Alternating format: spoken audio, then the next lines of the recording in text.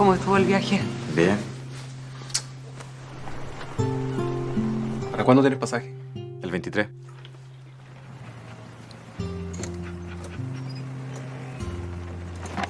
Hola. Hola.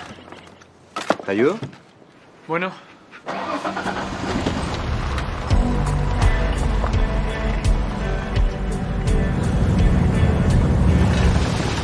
¿Estuviste en el mar? Sí, un par de días. Yo no venía para acá hace un par de años. Gracias.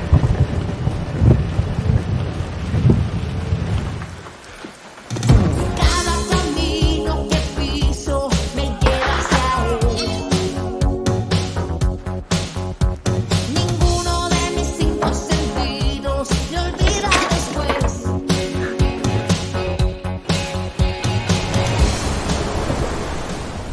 ¿A Canadá? Con una beca que me salió. Quédate acá mejor.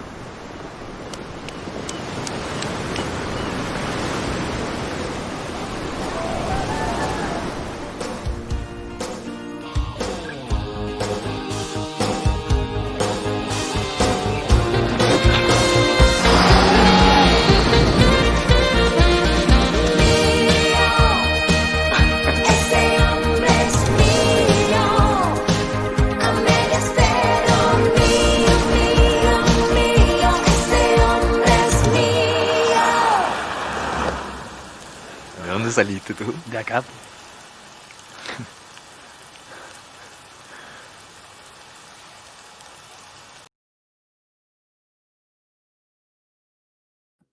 Hello, I'm Spiro Economopoulos, the Program Director for the Melbourne Queer Film Festival. What you just saw was the trailer for The Strong Ones, which is streaming as part of MQFF Interrupted from the 19th to the 30th of November. I'm going to be joined by the director of that film, Omar Zu, in a minute. And just to let you know, if you haven't watched the film yet, we're going to be fairly light on spoilers on the film, but if there are some, I do actually recommend you watch the film first, which is fantastic anyway, so you should watch it anyway.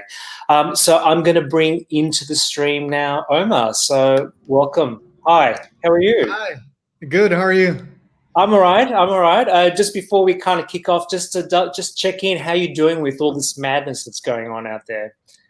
I'm all right. I mean, you know, I'm healthy, doing well. I can't complain really. We've kept on promoting the film in places like this, so we're very grateful for festivals such as Melbourne Queer who have pushed through and who have happened anyway, even though most things have moved onto an online environment for safety. But we're very happy that the film is being seen in all these new ways to watch it. So, you know, we're grateful and happy to be here. Yeah. Great. And so for MQFF audiences, the characters from the film will be familiar because we screened the short San Cristobal back in 2016. And I'm curious to know whether was the short a stepping stone to the feature, or was it the inspiration for the feature essentially? I was working on this film, The Strong Ones, writing it in very early stages, and we had the opportunity to be able to shoot something that was inspired by these characters and that sort of like showed the tone of what we wanted to do on the style. And we shot a short back then inspired in these characters and clearly has that same universe and tone. And we were really happy with the response that it got. It was a surprise for all of us. We shot it with like 2 cents, like no money whatsoever, very like few people on set and like no lights. Like it was all very precarious, but we were, you know, very grateful for what happened with it. And I think that allowed us to put this film together and to show the quality of our work and to be able to find some financing for this film. So they're connected products for sure, but in between, you know, a few years went by and Chile changed. I changed. The actors did change. So like I feel like things went in other directions, and I see them as two very separate things, even though they're clearly in the same universe. And you sort of talk about the idea of wanting to do something that was kind of current and political, and I'm kind of really curious to know what it was in the story that kind of touches on that. For me, it was important when I started writing the project to create a love story unlike most of the things that I had seen. I wanted it to be with them being able to overcome whatever comes their way, to celebrate their strength and their resilience in a way that I believe to be plausible in our society, our Chilean society today. And I wanted that to be without any presence of guilt or shame or self-hatred or denial, in a way that I have not seen enough of, sadly. And that to me is very important too, and it's about celebrating our freedom and our autonomy, our dignity, our independence. I feel like the film touches on these things, along with their love story. But this idea of empowering ourselves and to say that we are here, we deserve to live the lives that we carry, we in whatever way we see them fit, and I just wanted to celebrate that. I think it's important politically, and and it was important for me. Yeah, I guess that sort of leads into my next question. I was thinking how important it was to kind of center, a queer love story for, Chilean cinema, and I think for Chilean people, I think it's so beautifully done as well. And I was thinking, I wanted to know your thoughts about, why, how important that is actually. Thank you. Well, yeah, it is important for me as well to represent realities that I know, that I feel close to, that I feel that are very connected to my own life experiences. I feel like Chile as a society, we're like kind of like halfway between an idea of progress and certain conservatism. Obviously, homophobia still exists, and there are awful episodes of violence sometimes that we get on the news. Or that we're informed of. However, I wanted us to not have the film be about that. The film is about these two adult young men who are very different people, who are able to fight for their independence and their dignity, and again, in a way that I think it's plausible in Chile today. Like, I don't think that the film is aspirational or idealized. I think that the film shows the whole range of reactions that you might find, around you, from clumsy homophobia to a mysterious violent act, to a family member that will be there for you, to some family members that won't. And I feel like that touches on the different shades of experiences that people find here today. Yeah. Yeah. Right. Okay. Yeah, but I do feel we have shown the film commercially here in Chile, initially in theaters, and that got stopped because of the pandemic, and then online and on demand. And it's been very gratifying to hear from people that it's something that makes them feel part of something, part of a country, part of a place, part of a culture. Part of it. I think it's very important to to feel your experience validated, and that's something that happens with film in the medium that we work on. Yeah, and I think what's really interesting about the film is that kind of examination, that kind of fragile sort of masculinity as well. And I really like the push and pull that these two men sort of have with trying to, I guess, kind of exert their will over each other as well in a way. I really like that exploration. I think that was really interesting. Thank you. Well, yeah, I am very interested in like what we understand of like for masculinity and how that it can be easily deconstructed, and how we're all more fragile than we force ourselves to appear to be, or and in the end the film celebrates their bravery, not by them being oppressive with other people, but it's about them allowing themselves to love, or them like allowing themselves to feel things for each other, and to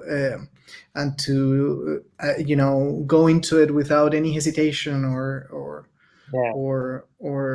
doubts or denial.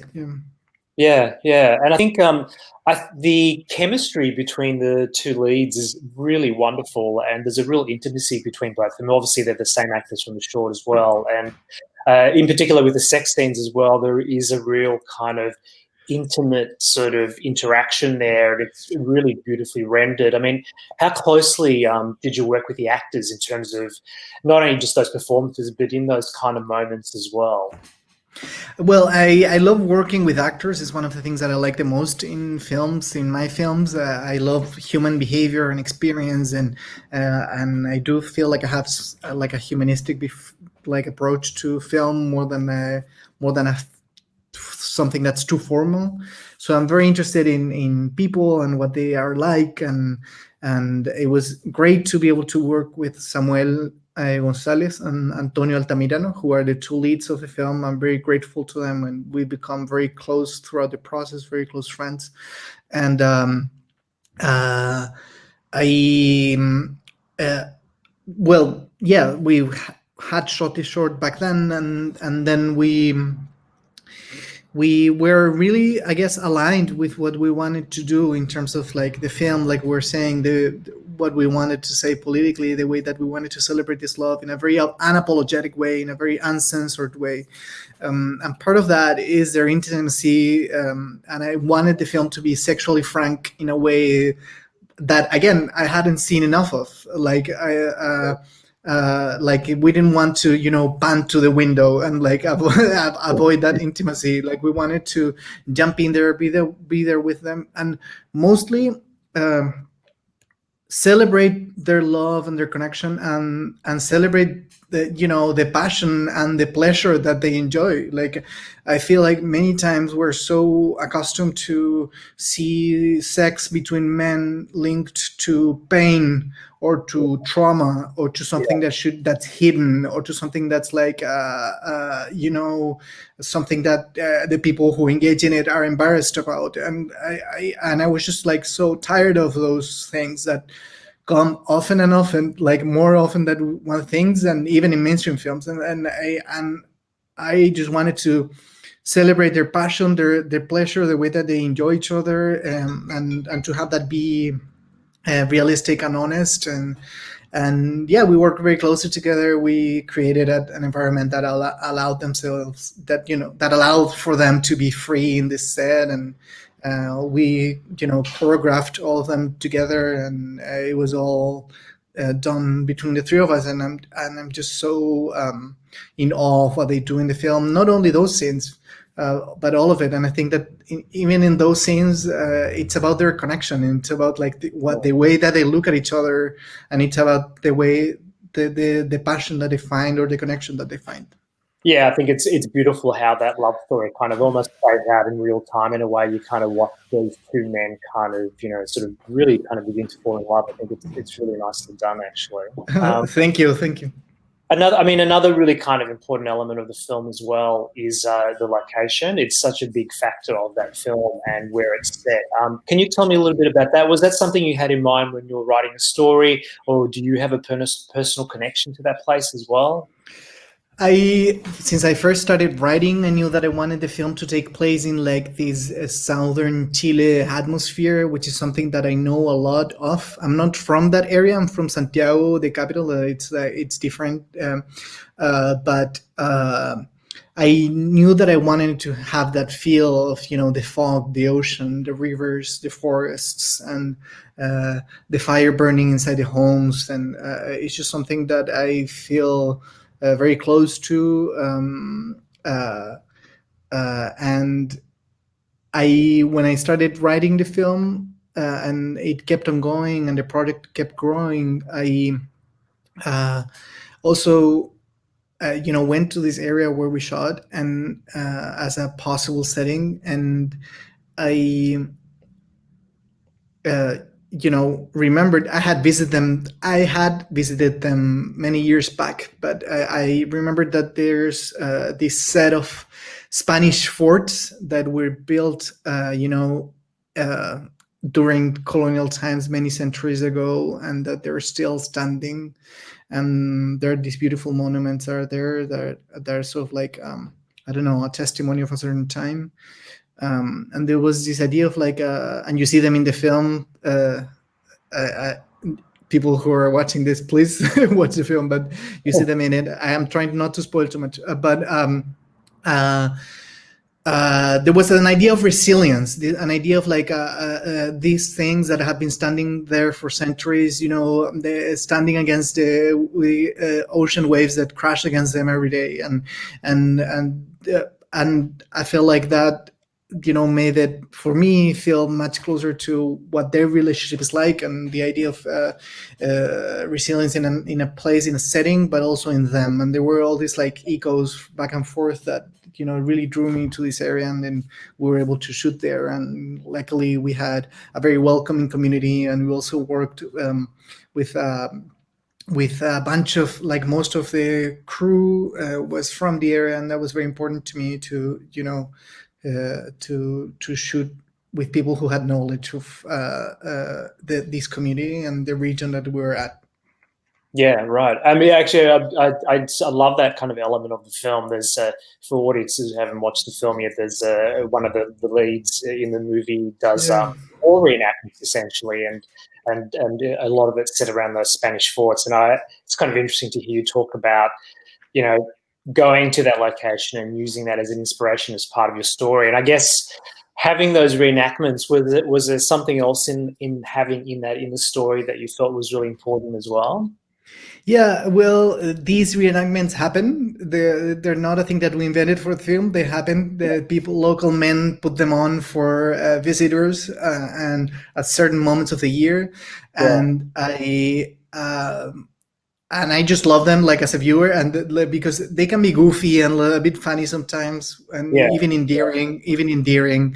But what I loved about it is that they really portray a sense of community, a sense of like people who are proud to live where they live, people who are proud to live the lives that they carry, and and that's something that I really appreciated.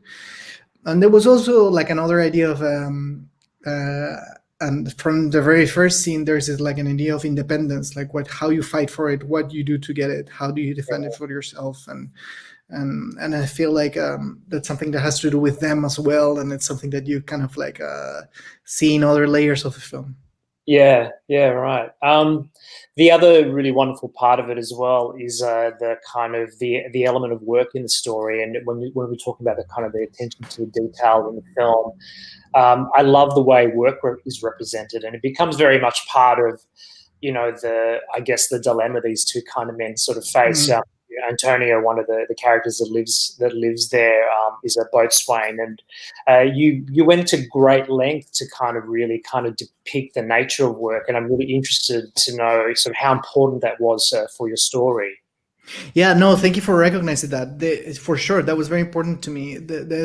There's this idea on the film that's very that I really wanted to portray, which was the idea of the dignity that a trade has, or the dignity that a profession has, and how people feel validated socially, even economically, through what they do, and how that's different for everybody. I feel like one can be very unconsciously, maybe, one can be patronizing with what other people do, and what other people do for a trade, or how other people find fulfillment or autonomy. And I love this idea, and I really wanted to work on it, of like Antonio loving what he does, loving the ocean, feeling free, finding fulfillment and a sense of accomplishment in business and in life with what he does. And that's something that I saw meeting people there, and that's something that I really wanted to dignify and celebrate. And to me, portraying all of these like stages of his craft was about that, about like living testimony of what they do, and how like that's very important to them. And we were able also to work with a team. Like fishermen that work together. This boat that you see in the movie, it's an actual working boat. The people that are on it are the people that are on it working are the actual like fishermen from that boat, and they open the doors to us, and they were really supportive. They knew what the story was, and they thought it was an important story to tell, and we're just so grateful to them. So like it was great to be able to count with their support, and to be able to shoot all of those scenes that were also complex production wise. But I think that's what we wanted to achieve, this sense of a trade that Antonio is proud of, and how the pride with what you do is different for everybody. Yeah, it's a really wonderful element of the film. Actually, I have to say it works really effectively, and it's another layer you have for those characters as well that makes it even more authentic, I think. Yeah. Thank you. Yeah.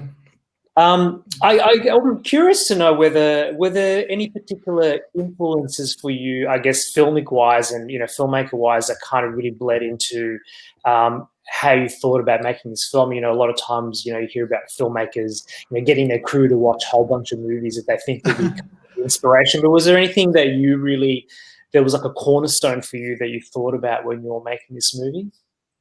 I wouldn't I'm not able to name like one single movie, but I do. I'm very I love watching films. I watch a lot of films and shows, and I'm very much of a cinephile.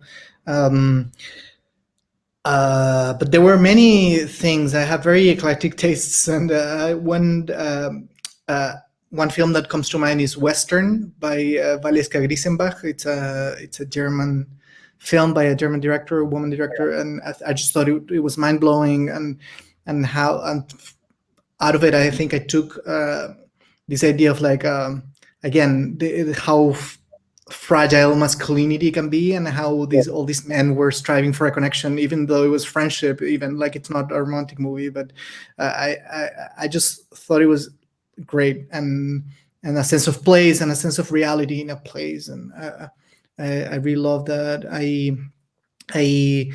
I don't know. I love Roin Campillo, the French director. I love 120 beats per minute. That's an influence. That's an influence, I guess. I love Wolfgang Tillmans, the photographer. I think that he's an influence as well. Like how you find beauty in quotidian life, or the beauty of the body. Or I think. I just love his work, and he was certainly an influence in terms of intimacy and how you portray those things visually. I guess those are three. Yeah, there might be more, but I'm not sure. Yeah.